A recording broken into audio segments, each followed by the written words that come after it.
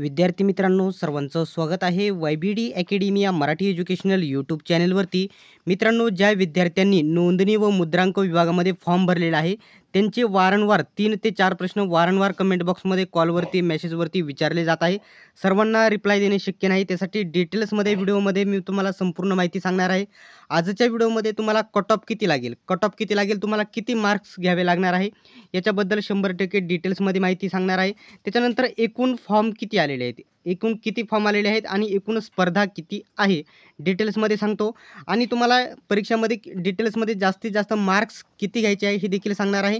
आणि दुसरा मुलांचा एकच प्रश्न आहे की आमच्याकडे किती वेळ आहे आणि ही परीक्षा कधी होईल आणि पेपर कधीपर्यंत होईल, संपूर्ण माहिती सांगणार आहे. आणि सर्वात महत्त्वाचा पॉईंट म्हणजे आपल्या नोंदणी व मुद्रांक विभागाचा शिपाईचा जो स्पेशल टेलिग्राम ग्रुप आहे नक्की जॉईन करून घ्या. लिंक तुम्हाला मी डिस्क्रिप्शनमध्ये देत आहे. आता काही मुले वारंवार पुस्तकं कोणती आहे याच्याबद्दल देखील नेहमी विचारत असतात.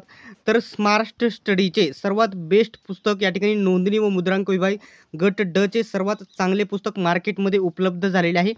याच्यामध्ये 5 पर्याय, आता IBPSला 5 पर्याय उपलब्ध देण्यात आलेले आहे. एकमेव हा प्रश्नसंच आहे ज्याच्यामध्ये तुम्हाला 25 ते 30 प्रश्नपत्रिका भेटतील. 25 ते 30 प्रश्नपत्रिका या पुस्तकामध्ये भेटतील आणि IBPS पॅटर्ननुसार संपूर्ण हे पुस्तक कव्हर करण्यात आलेले आहे.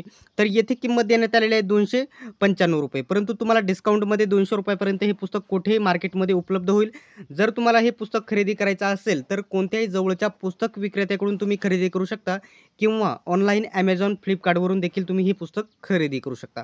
आता आपल्या मेन मुद्द्याकडे आपण येऊयात, ठीक आहे. आता जो सर्वात महत्त्वाचा मुद्दा आहे, एकूण फॉर्म किती आले. आता या ठिकाणी शेवटची तारीख जर विचारात घेतली, इथे शेवटची तारीख होती 10 मे. 10 मे शेवटची तारीख होती, परंतु येथे मुदत वाढवल्यामुळे 10 मे शेवटची तारीख धरता येणार नाही. 10 मे नसून शेवटची तारीख होती 16 मे. 16 मेला शेवटची तारीख होती, हे लक्षात घ्या तुम्ही. 16 मेला. तर 16 मेला या ठिकाणी किती वाजता हा फॉर्म भरलेला होता? 16 मेला नाही, तर हा फॉर्म भरलेला होता 15 मेला 5:30 वाजता हा फॉर्म भरला होता. तेव्हा एकूण अर्ज किती आलेले होते? तर इथे बघितलं तर 1,46,776 एवढे अर्ज आलेले होते. जास्तीत जास्त हा आकडा कितीपर्यंत जाणार आहे? तर 1,50,000. 1,50,000 पर्यंत हा आकडा गेलेला तुम्हाला बघायला भेटेल. परंतु आता त्याच्यामध्ये वेगवेगळे जे जास्तीत जास्त फॉर्म आहेत त्यांचे जास्त पेमेंट झालेले नाहीत. फक्त रजिस्ट्रेशन करून ठेवलेले आहेत, फॉर्म भरून ठेवलेले आहेत, परंतु पूर्ण प्रोसेस केले नाही, पेमेंट केलेलं नाही. तर एकूण फॉर्म किती आलेले आहेत? आता जर जास्तीत जास्त फॉर्म जर धरले तर 1,30,000 पर्यंत 1,30,000 पर्यंत हे फॉर्म आलेले आहेत. आता त्याच्यामध्ये परीक्षेला किती हजर राहतील तो वेगळाच पॉईंट आहे. साधारणतः जर बघितले तर परीक्षेसाठी मुले किती हजर राहतात? गैरहजर 15%, 10 ते 15% मुले गैरहजर राहतात. म्हणजेच जर जास्तीत जास्त 1,30,000 पैकी 1,30,000 पैकी इथे 1,20,000 पर्यंत मुले या ठिकाणी परीक्षेसाठी हजर राहणार आहेत. आणि जागा किती आहेत? तर 284 जागा आहेत. 284. आता सर्वात महत्त्वाचा पॉईंट म्हणजे एका जागेसाठी 1,20,000 भागिले जर 284 केले तर उत्तर येते 422. म्हणजेच एका जागेसाठी एवढी स्पर्धा आहे. 422 जण विद्यार्थी लढणार आहेत फक्त एका जागेसाठी. आता फॉर्म आलेले आहेत 1,20,000 एवढेच फॉर्म धरायचे आहेत. जास्त 1,30,000 आले तर 15% मुले गैरहजर प्रत्येक परीक्षेमध्ये राहतात. म्हणजे 1,20,000 एवढेच तुम्ही फॉर्म धरायचे आहेत. आता जो दुसरा महत्त्वाचा मुलांचा जो पॉईंट आहे, ही परीक्षा कधी होईल हे सांगण्यापूर्वी मी तुम्हाला आपल्या नोट्सबद्दल डिटेल्समध्ये माहिती सांगतो, जेणेकरून तुम्हाला 160 प्लस स्कोर घेता येईल. आता ते सांगण्यापूर्वी या ठिकाणी तुम्हाला स्कोर किती करायचा आहे? तर जास्त एका जागेसाठी मोठ्या प्रमाणामध्ये येथे स्पर्धा आहे. तर तुम्हाला 160 प्लस, प्रत्येक विद्यार्थ्याला 160 प्लस टार्गेट ठेवलं तर तुमची निवड झालेली तुम्हाला बघायला भेटेल. याच्यापेक्षा जर तुम्हाला ओपन कॅटेगरी असेल तर 170 प्लस तुम्हाला स्कोर करावा लागेल. ओबीसी जर असेल तर तुम्हाला 166 प्लस स्कोर करावा लागेल. बाकी सर्व SC, ST, OBC, NTB, NTC वगैरे, EWS, SBC, SEBC वगैरे सर्व आहेत, त्यांना सर्वांना 160 पेक्षा जास्त गुण घ्यावे लागणार आहेत.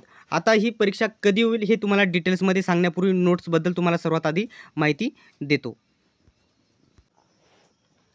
आता ज्या आपल्या नोट्स आहेत, मराठी व्याकरण डिटेल्समध्ये पी-डी-एफ आहे, इंग्रजी व्याकरण डिटेल्समध्ये हे पानांची 250 पानांची पी-डी-एफ आणि ज्याच्यामध्ये सामान्य ज्ञान सर्वात महत्त्वाचे आहे. त्याच्यामध्ये 3500 प्लस वन लाईनर प्रश्न तुम्हाला भेटतील. त्याच्यानंतर प्रत्येक महिन्याची सेपरेट चालू घडामोडी भेटतील. चालू घडामोडीमध्ये तुम्हाला 10 ते 12 मार्क्स भेटतील, कारण 5 ते 6 प्रश्न चालू घडामोडीवरती असतील, जेणेकरून एका प्रश्नाला 2 मार्क्स आहे, म्हणजे 10-12 मार्क्स फिक्स आहे. त्याच्यानंतर बुद्धिमत्ता गणित जास्त विचारले जाते IBPSमध्ये. त्याच्यापेक्षा दोन्ही गणित बुद्धिमत्ता चांगले टॉपिक कव्हर करायचे आहे. संपूर्ण डिटेल्समध्ये पी-डी-एफ भेटतील. सर्व विषयांच्या पी-डी-एफ तुम्हाला. आता जर नोट्सची जर किंमत बघितली तर फक्त ₹210 आहे. फक्त ₹210 नोट्सची किंमत ठेवण्यात आलेली आहे, जेणेकरून तुम्ही या नोट्समार्फत 175 प्लस स्कोअर करू शकता. सर्व ज्या पी-डी-एफ आहेत IBPS पॅटर्ननुसार बनवण्यात आलेल्या आहेत. जर तुम्हाला या नोट्स घ्यायच्या असतील, सर्व पी-डी-एफ भेटणार आहे. आता काही जण फक्त या ठिकाणी मोबाईलवरती लॅपटॉपवरती वाचू शकतात अशा पी-डी-एफ देतात, परंतु आपल्या डायरेक्ट तुम्ही झेरॉक्स देखील काढू शकता. या जर नोट्स घ्यायच्या असतील तर तुम्हाला 91 39 64 31 99 या नंबरवरती 210चं पेमेंट करून त्याच नंबरवरती स्क्रीनशॉट पाठवून द्यायचा आहे आणि नोंदणी व मुद्रांक विभागाच्या शिपाईच्या नोट्स पाहिजेत असा मेसेज करायचा आहे. सर्व नोट्सच्या पी-डी-एफ तुम्हाला भेटतील, ज्याचा तुम्ही झेरॉक्स देखील काढू शकतात. आता आपला शेवटचा जो पॉईंट राहिलेला आहे, ही परीक्षा कधी होईल याचं मी तुम्हाला सविस्तर विश्लेषण देतो. आता इथं शेवटचा मुद्दा राहिलेला आहे. आपली परीक्षा कोणत्या महिन्यात होईल? या महिन्यात होईल की आता महिना चालू आहे मे महिना. तर मे महिन्यामध्ये कोणत्याही या ठिकाणी परिस्थितीमध्ये पेपर होणार नाहीत. मे महिन्यामध्ये पेपर होणार नाहीत आणि 100% मी तुम्हाला इथे देखील सांगतो, जून महिन्यामध्ये देखील पेपर होणार नाही. 100% सांगतो, जून महिन्यामध्ये देखील पेपर होणार नाही. आता परीक्षा कधी होईल? जूनमध्ये का होणार नाही याचं देखील मी तुम्हाला पुढे कारण सांगणार आहे.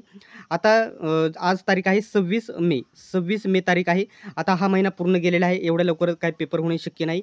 आता पुढचा पूर्ण महिना आहे तो जून. आता 30 दिवसाचा जो जून महिना आहे, त्याच्यामध्ये पेपर न होण्याचं कारण असं आहे की 5 आता जर बघितलं 5 जूनपासून रेल्वेचे NTPCचे पेपर सुरू होत आहेत. 5 मे तर डायरेक्टली कधीपर्यंत तर 24 मेपर्यंत पेपर होणार आहेत आणि 24 मेपासून 30 तारखेपर्यंत कोणत्यातरी बँकिंगचे IBPSचे एक्झाम चालू आहे. म्हणजे पूर्ण जूनमध्ये पेपर होणार नाही.